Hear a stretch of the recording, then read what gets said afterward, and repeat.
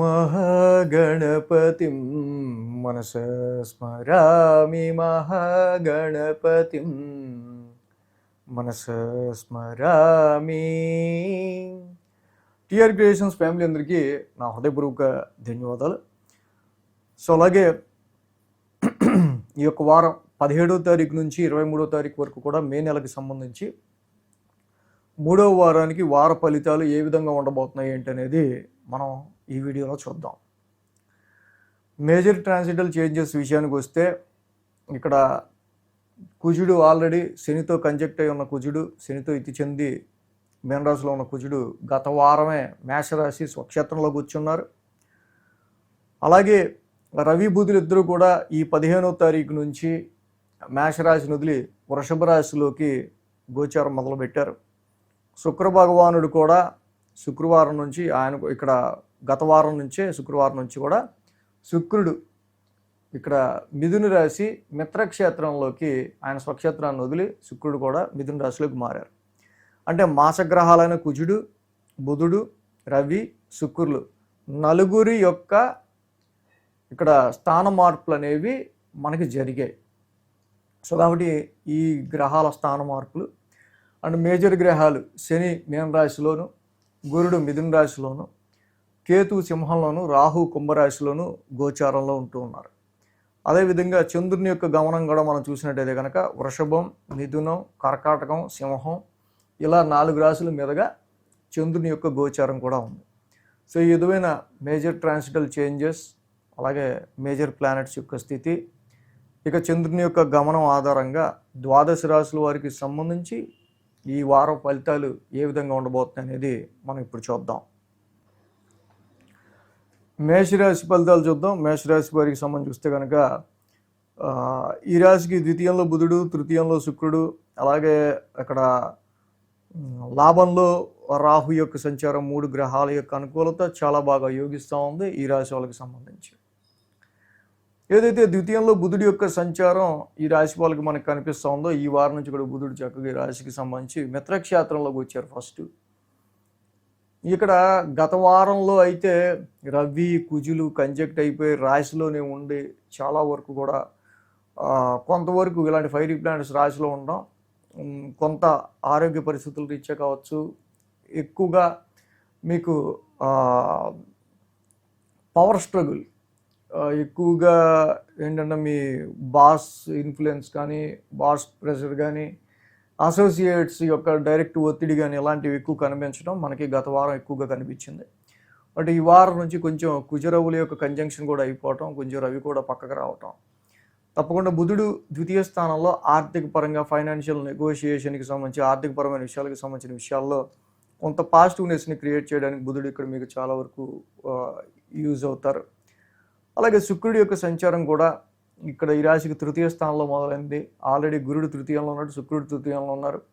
దేవతల గురువు, రాక్షసులు ఇద్దరు కూడా మాస్టర్సే, ఇద్దరు గురువులే. ఇద్దరు గురువులు కలిసి తృతీయ స్థానం విచ్ రిప్రజెంట్స్ కమ్యూనికేషన్ హౌస్లో ఉన్నారు.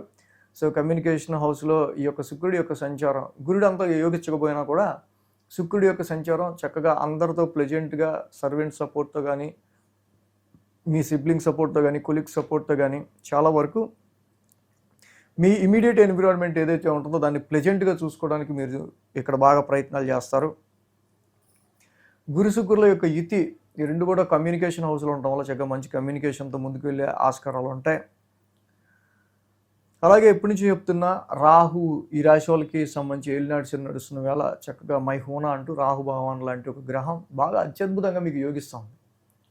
కాబట్టి రాహు లాభస్థానంలో బాగా ఇక్కడ మీకు ఏలినాటి నడుస్తున్న వేళ ఎదురవుతున్న అనేక ఒడిదొడుకుల్ని మీరు తట్టుకుని నిలబడేందుకు రాహు తగిన శక్తిని ఇస్తున్నాడు.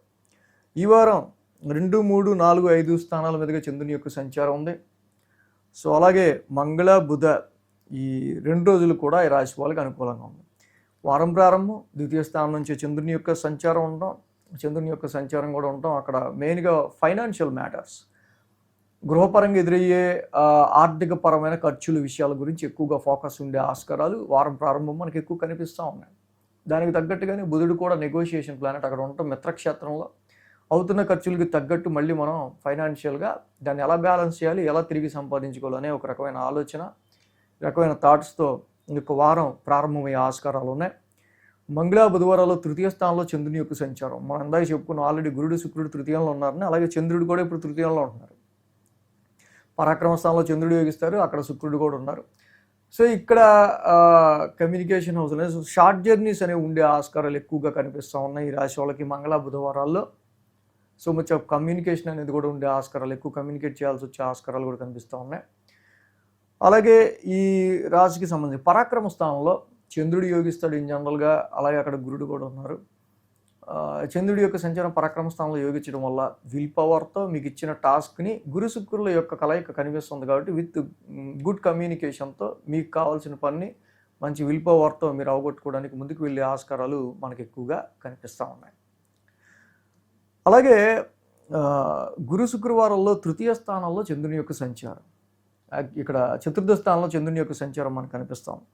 యాక్చువల్గా అది ఆయన చంద్రుని యొక్క ఓన్ హౌస్ అండ్ ఇక్కడ ఉద్యోగ పరిస్థితులు రీత్యా వస్తున్న ఒడిదొడుకులు అండ్ వాటికి సంబంధించి డొమెస్టికల్గా గృహపరంగా ఎదురవుతున్న కొన్ని విషయాలు, దీనికి సంబంధించి అలాగే ప్రొఫెషన్ పరంగా ఎదురవుతున్న కొన్ని సిచ్యువేషన్కి సంబంధించిన విషయాలు కొంచెం ఎమోషనేటివ్ ఫీలింగ్స్ అనేవి గురు శుక్రవారంలో మనకి ఉండే ఆస్కారాలు ఎక్కువ కనిపిస్తున్నాయి. వారాంతానికి చూస్తే పంచమ స్థానంలో చంద్రుని యొక్క సంచారం, పంచమంలో ఆల్రెడీ రాశికి కేతు ఉన్నారు ఇక్కడ. సో కాబట్టి ఇన్వెస్ట్మెంట్స్ రీత్యా ఫైనాన్స్ని డ్రై చేసుకోకుండా చూసుకోవాలి. సంతాన పరంగా ఏదైనా ఖర్చు విషయంలో ఎడ్యుకేషన్ పరంగా ఏదైనా ఖర్చు పెట్టినా అది మంచి సార్థకత ఉండేటట్టు, దానికి ఒక మంచి వాల్యూ ఉండేటట్టు మీరు ఖర్చు పెట్టే ఖర్చుకి ఇక్కడ చూసుకోవాల్సిన అవసరం ఉంది.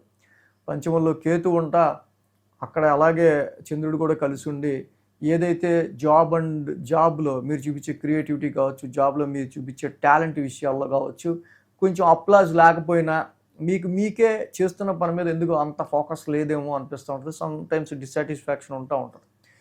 కొన్నిసార్లు గృహపరంగా ఎదురవుతున్న రెస్పాన్సిబిలిటీస్ రీత్యా కూడా కాన్సన్ట్రేషన్ పెట్టలేకపోవటం, ఇలాంటి సందర్భాలు ఎదురయ్యే ఆస్కారాలు ఉన్నాయి.